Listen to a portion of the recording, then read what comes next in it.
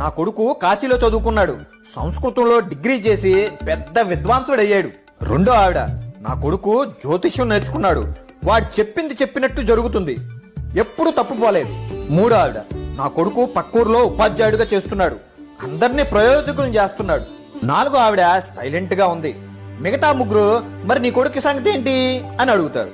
అప్పుడు ఆవిడ, నా కొడుకు చదువుకోలా కానీ బాగా కష్టపడి వ్యవసాయం చేస్తున్నాడు అనే లోపే మొదట ఆవిడ కొడుకు అక్కడికి వచ్చి అందరికీ నమస్కారం పెట్టి వెళ్లిపోతాడు. రెండో ఆవిడ, మూడో ఆవిడ కొడుకులు కూడా అలాగే వచ్చి అందరికీ నమస్కారం చేసి వెళ్లిపోతాడు. అలాగే నాలుగో ఆవిడ కొడుకు వచ్చి అమ్మను చూడంగానే అమ్మ అంటూ దగ్గరికి వచ్చి తల్లి దగ్గర నేలతో నిండి ఉన్న బిందెను తీసుకొని భుజం మీద ఎత్తుకొని, అమ్మా నాకెందుకు చెప్పలేదు, నేను తెచ్చేవాడిని కదా.